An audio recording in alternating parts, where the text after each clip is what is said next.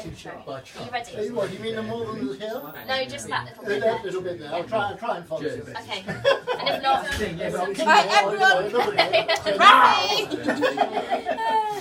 okay.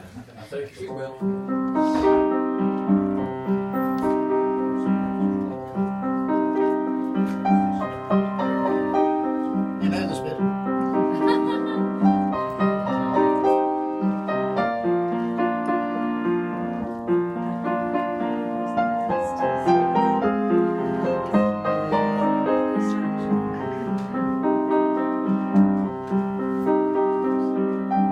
It was a cold, cold winter's night in a cottage in the country. Stop eating crisps. Never. Tucked away beneath the hills, a little boy lay sleeping.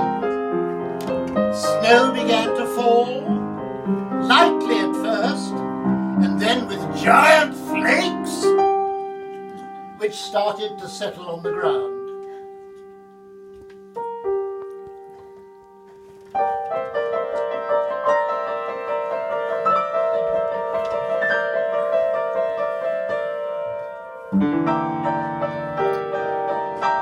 At first light of morning, the little boy turned over, yawned, and sat up.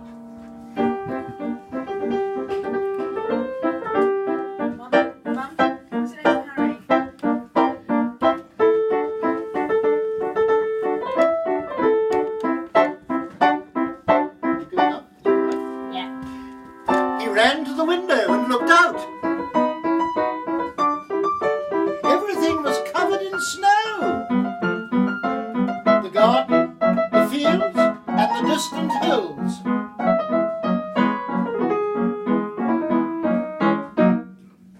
He got dressed as fast as he could.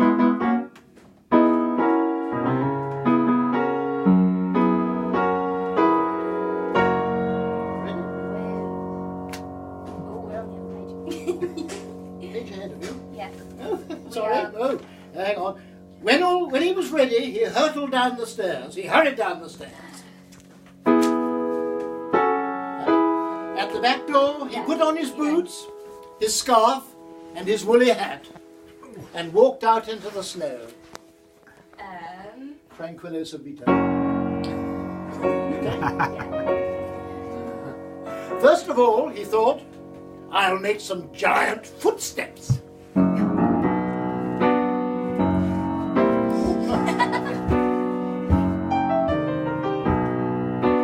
Above him was a branch of a tree.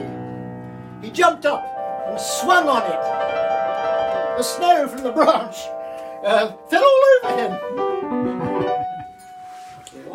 Then he made a snowball and threw it as hard as he possibly could, straight into the kitchen window.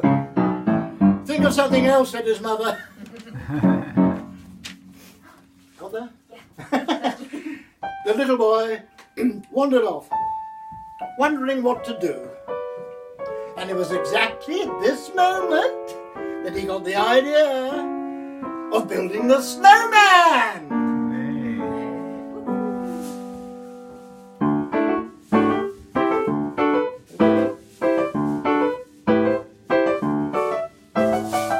Right? Yeah. He built a great column of snow the size of a man, and a great big snowball to go on top of it. What? Not there yet, are we? Don't know. You're going to go up and down a bit. And now I'm going up and down. There you go. And building a snowman. That's it. Got there? Yeah. Good. Then he fetched a scarf and a hat, a tangerine for the nose, and coal for the eyes. A lot of you now.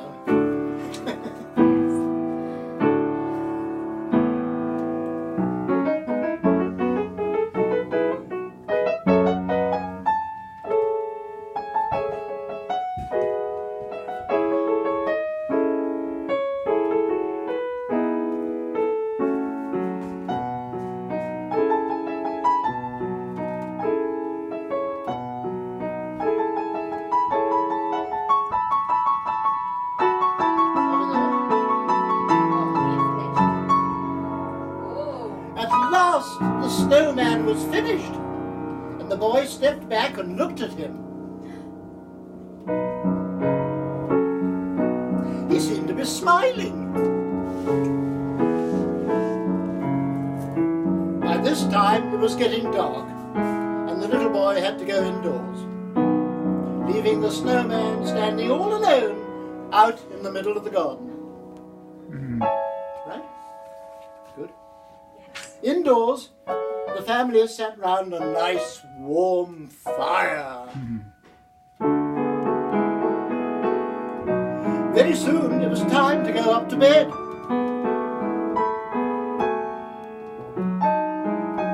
Up the stairs he went, two at a time. Right?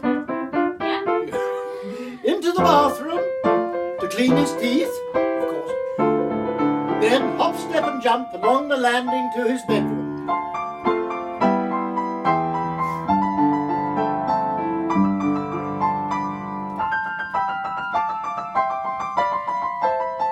Got there? Don't know. Soon he was in bed and asleep. Going to sleep. Good. In the middle of the night, he woke, tiptoed to the window, and peered down at the snowman, shivering.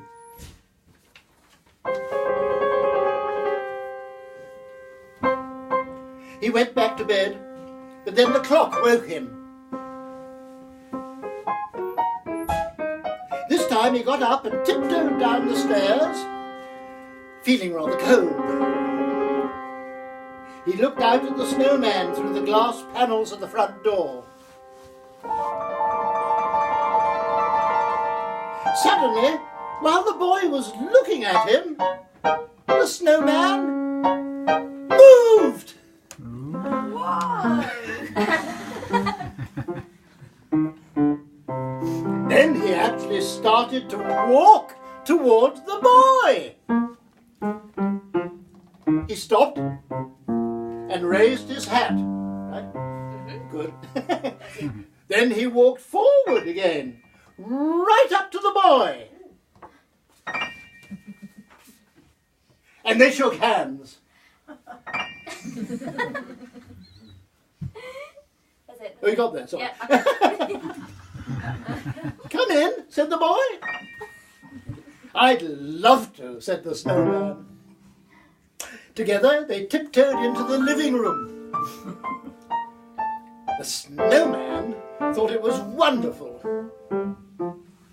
He looked at the cat sleeping peacefully by the fire and wanted to stroke it. But when the cat saw the snowman, he was terrified and leapt into the air. Oh, thank you. The snowman jumped backwards and lurched into the Christmas tree, setting all the little bells ringing, the candles shaking, and the fairy trembling. Wobbling. Oh well.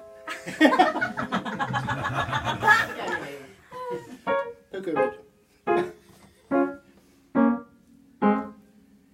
At last it settled down and the boy plugged it in. The tree lit up with every colour you could think of. Blues and greens, reds and yellows, gold lights and silver lights.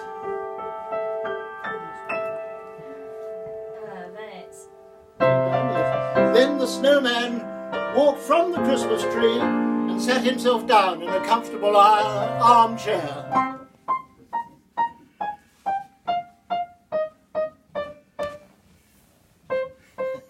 Got there? You sat down in there. Yeah. He sat down there. Good, good very much. The boy turned on the television.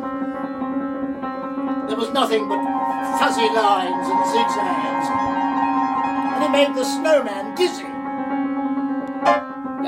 Then with a start, the boy realised that the snowman was sitting too near the fire. He realised that he might melt. If he got too hot, So he pulled him out of the chair and hurried him out of the room to the kitchen, which was cold and dark.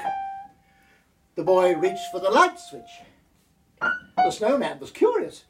He wanted to switch it on himself. The snowman plodded over to the kitchen sink. Oh, Sorry, he's doing the lights. he's doing the lights. Okay, good plod. The snowman plodded over to the kitchen sink, and the boy climbed up and turned on the cold tap.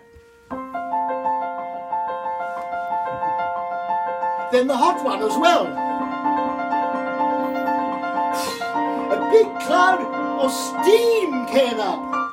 Steam? Ah, it was too hot for the snowman, and he backed away. He saw a cake with a tiny model snowman on it. He picked it up and smiled at it. Then he took the fruit from a bowl and tried on an orange for a nose. Then a lemon, a banana, then a cherry, then a huge pineapple.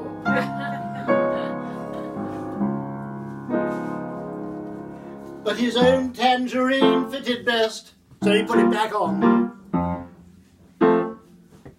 He leaned down and opened the fridge, and a waft of cold air came out.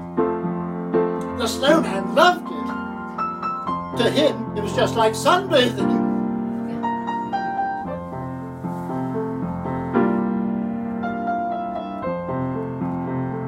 "Let's go upstairs," said the boy. Up they went and paused outside his parents' room. Someone was snoring.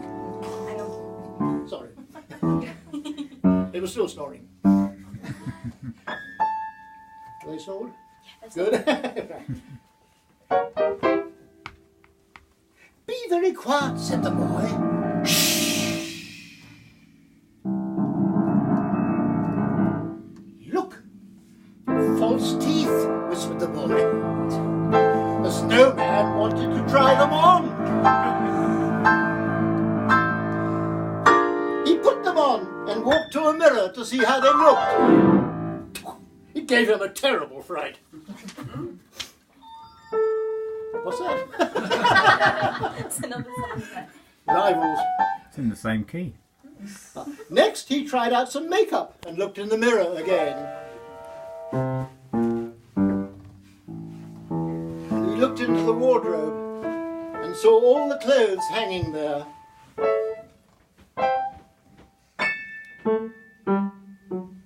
And some hats. He tried one out.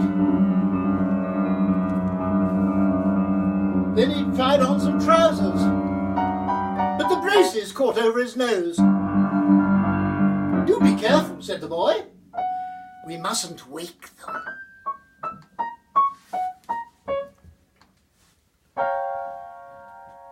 A perfume spray stood on the dressing table. The snowman squirted it. Like that, he did it again. Suddenly the perfume made him want to sneeze. He held his nose. He mustn't sneeze in the bedroom. The boy hurried him out of the room, and then he sneezed! Thank you. In the boys' playroom was a music box.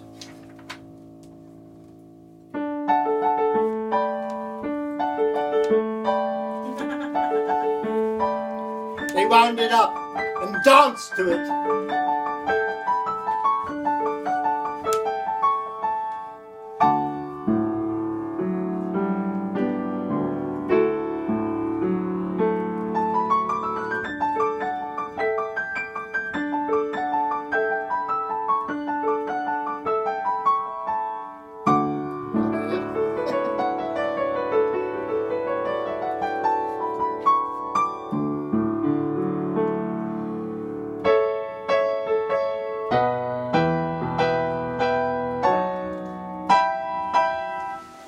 At